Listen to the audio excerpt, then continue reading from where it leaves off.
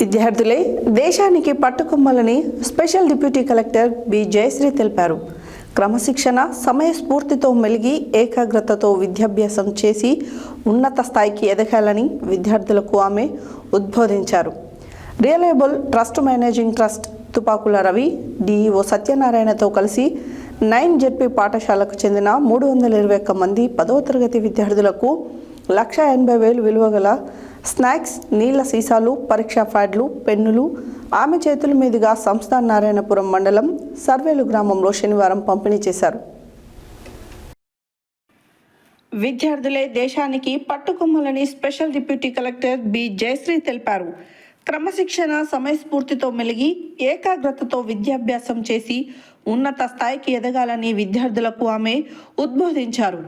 Reliable trust managing trust Thupakula Ravi, DEO సత్యనారాయణతో కలిసి 9 ZP పాఠశాలకు చెందిన 321 మంది 10వ తరగతి విద్యార్థులకు 1,80,000 విలువైన స్నాక్స్, నీళ్ల సీసాలు, పరీక్షా ప్యాడ్లు, పెన్నులు ఆమె చేతుల మీదుగా సంస్థాన్ నారాయణపురం మండలం సర్వేలు గ్రామంలో శనివారం పంపిణీ చేశారు.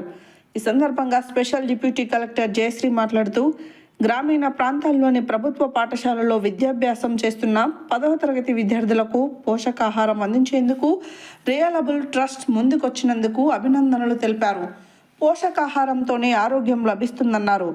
ఆరోగ్యమే మహాభాగ్యమని, విద్యార్థులు ఆరోగ్యంగా ఉంటేనే ఉత్తమ ఫలితాలు సాధించగలుగుతారని అన్నారు. డిఈఓ సత్యనారాయణ మాట్లాడుతూ, చదువు సంస్కారం నేర్పుతుందని తెలిపారు. 12 ఏళ్ల కాలం లక్ష్య సాధన కోసం పట్టుదలతో విద్యాభ్యాసం చేస్తే జీవితమంతా సంతోషంగా ఉండవచ్చని తెలిపారు. ఇప్పుడు చదువు నిర్లక్ష్యం చేయవద్దని చెప్పారు.